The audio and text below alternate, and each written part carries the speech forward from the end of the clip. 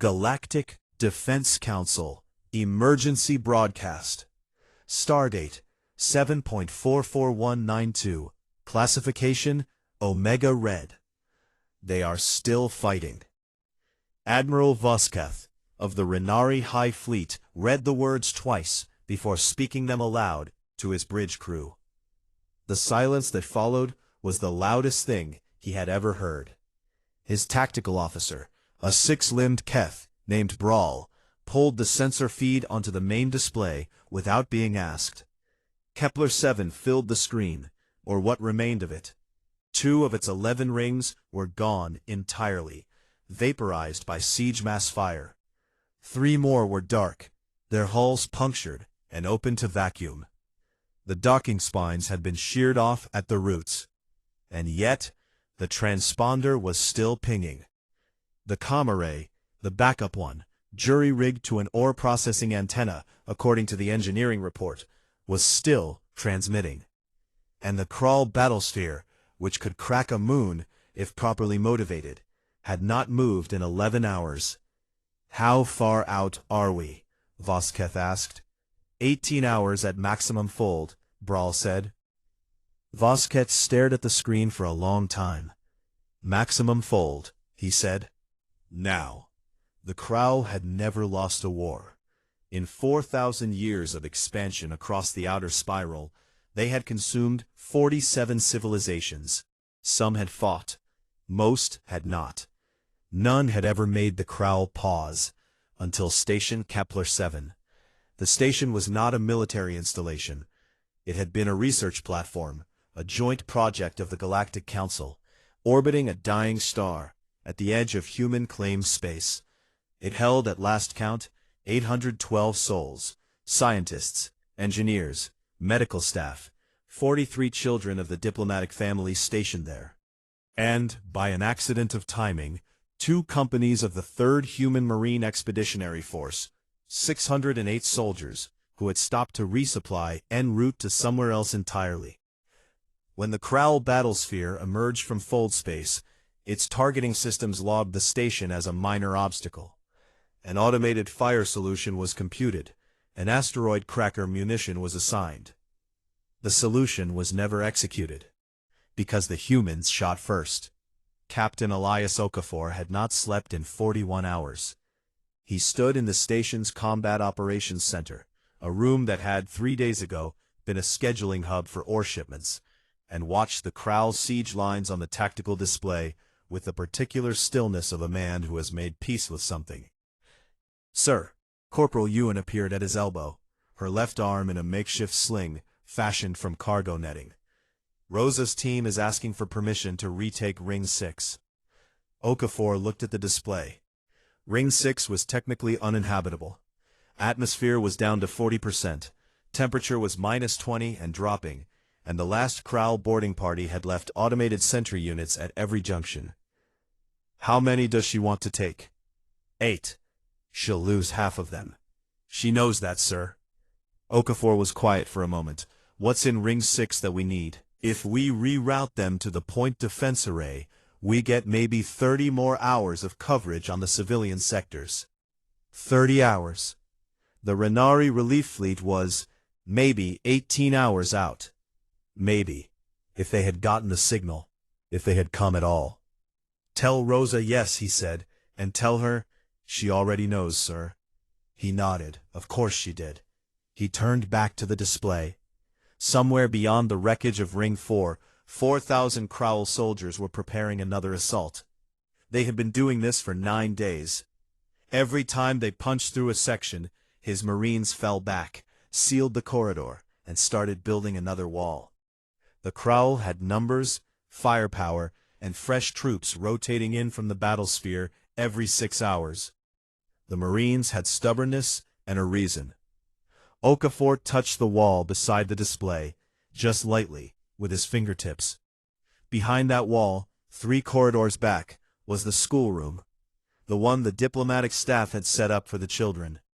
He could hear them sometimes, when that bombardment paused. Couldn't make out words. "They cannot still be fighting." Fleet-Mistress Okara, Supreme Commander of the Kra'ul 11th Advance, reviewed the data again with all 4 of her optical clusters. The station had taken 43 direct impacts from siege mass drivers. Internal atmosphere had vented from 7 of its 11 rings. The docking arms were slag. That had been 9 days ago.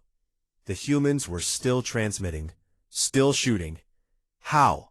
Her tactical priest whispered. Okara had no answer. In the Kra'ul understanding of warfare, a force that had lost 80% of its structural integrity had lost. A force that had lost 60% of its personnel had lost.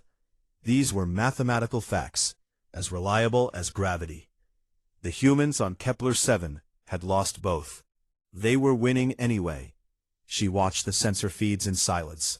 The surviving Marines had sealed themselves into the station's industrial core, the only section still capable of holding pressure. They had converted the ore processing machinery into weapons. They had welded blast plates from the ruined docking arms across every corridor. They had, impossibly, launched 3 counter-boarding actions against her troops, retaking sections of the station she had considered secured. One of her commanders had sent a message 2 days ago. They are using the dead as barricades, not the Kra'ul dead, their own. Offer them terms. This was unprecedented. The Kra'ul did not offer terms. The Kra'ul did not negotiate. But Okara had been at war for 60 years, and she understood, on a level that bypassed doctrine, that something had gone wrong here. Something fundamental. The reply came in 17 seconds.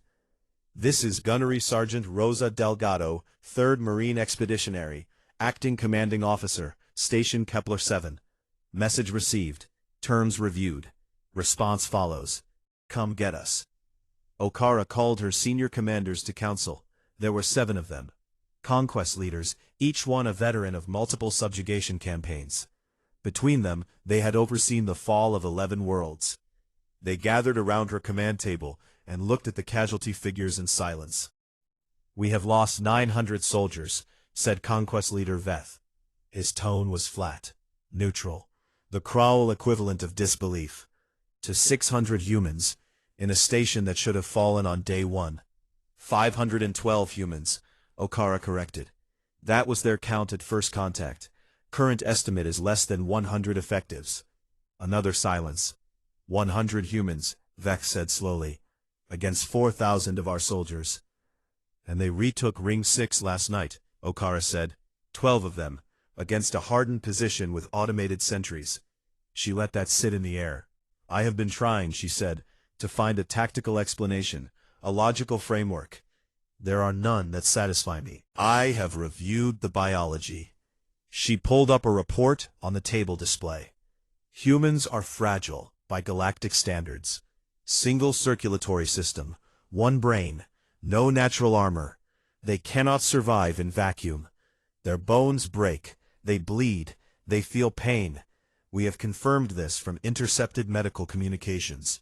They are not, by any biological measure, a warrior species. And yet, Veth said. And yet, Okara agreed. What do we do?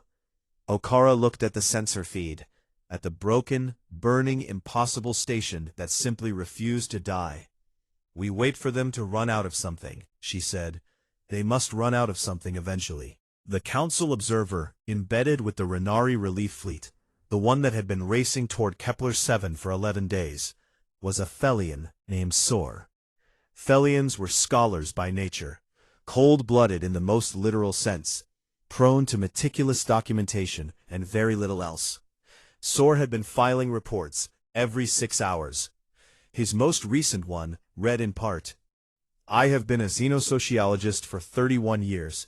I have studied 140 species in active conflict scenarios. I have read every account of the human Kra'ul contact wars, the boundary skirmishes, the siege of Meridian Station. None of it prepared me for what I am watching on these feeds. The humans are not fighting because they believe they can win. The tactical situation is unambiguous. They cannot.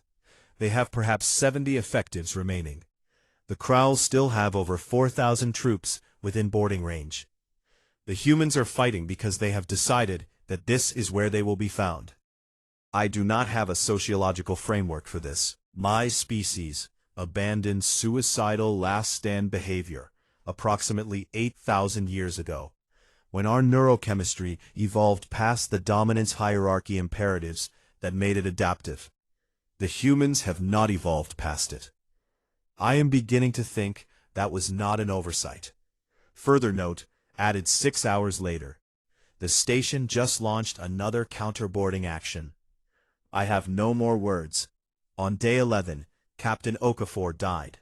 A Kra'ul breach team punched through Corridor 7 with plasma cutters and hit the operations center before the sensors caught them.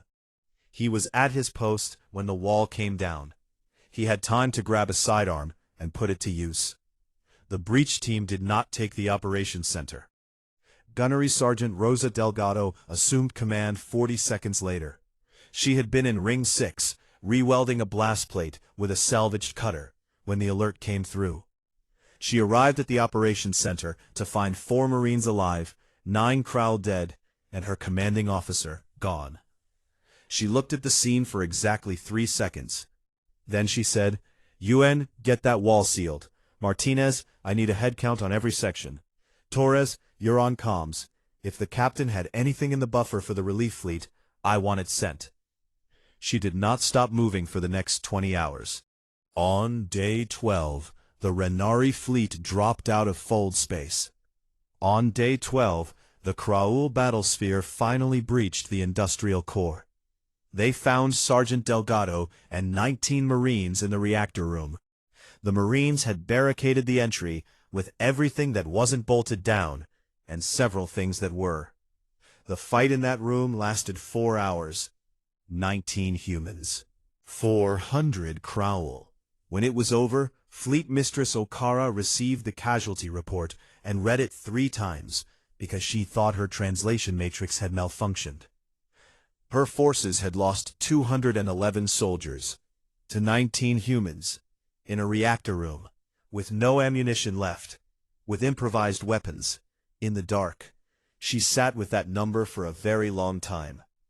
Then she opened a channel to the Renari fleet commander, the one now decelerating hard toward Kepler 7, the one whose weapons were painted on her battlesphere, and transmitted a single word in the galactic standard tongue. Ceasefire. The Renari relief force extracted the survivors, 11 Marines and 406 civilians, including all 43 children, under a ceasefire that the Kra'ul, for the first time in their history, had requested. The children were brought out first. Delgado had insisted on that before she would even discuss ceasefire terms. She sat against the reactor room wall with a compound fracture in her left leg, 3 broken ribs, and a Kra'ul blade still lodged near her shoulder blade. And she would not move until she got confirmation that every child was on a Renari shuttle. The Kra'ul medical team, sent in under the ceasefire flag, stood outside the reactor room and waited. They had never waited for anyone before. Sorr filed his final report from the medical bay of the RHNS Steadfast. The Kra'ul 11th Advance has withdrawn from the sector. Fleet-Mistress Okara transmitted a single message to the Council before departure. I will reproduce it in full, as I believe it is historically significant. The message reads, "We have catalogued many things in our conquests. Species that fought, species that surrendered, species that begged, species that prayed. We have never, in 4,000 years, encountered a species that fought as if they had something worth dying for, and survived as if they were too angry to do it properly. Mark our boundary at the human frontier. We are done here. I have spent the journey back analyzing what happened at Kepler 7. My colleagues will argue about it for decades. Neurochemists will cite stress response biology. Historians will cite cultural conditioning.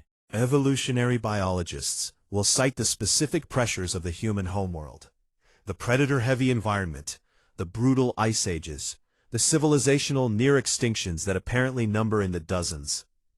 I think they will all be partially right and entirely miss the point. The point is this. The humans on Kepler 7 did not fight because their biology made them, did not fight because their culture required it. did not fight because they calculated a chance of survival.